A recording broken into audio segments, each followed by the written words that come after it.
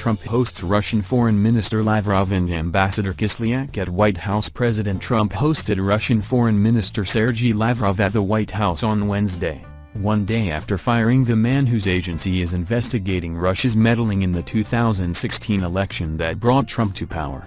Trump fired now former FBI Director James Comey, who told Congress earlier this year that his agency has been investigating Russia's actions and possible ties to anyone associated with the Trump campaign since last July. As NPR's Domenico Montanaro reports, the firing of Comey with more than 6 years left on his term in office has prompted a flurry of questions about the president's motives and about what's next. Lavrov's meeting with the president was scheduled for 10:30 a.m. ET, and it was declared closed to the press.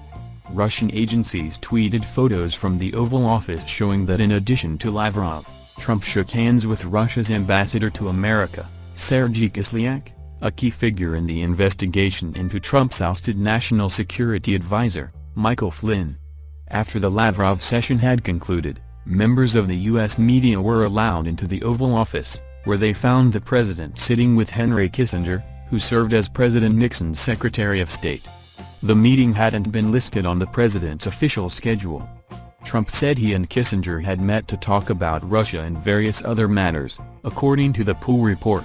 To a question about Comey, Trump reportedly replied, "He wasn't doing a good job. Very simply. He was not doing a good job." The president also said the issue had not affected his meeting with Lavrov. Lavrov arrived in Washington on Tuesday. He met with Secretary of State Rex Tillerson at the White House early Wednesday, ahead of his visit to the Oval Office. Tillerson and Lavrov made a brief appearance this morning for a photo op, and as Tillerson began to lead his guest back behind closed doors, Lavrov responded to a question about Comey's firing. When a reporter asked whether the dismissal has cast a shadow over their talks, Lavrov stopped and seemed to look genuinely quizzical when he responded, "Was he fired?" But then adopted a deadpan tone as he told the reporter, "You are kidding, you are kidding."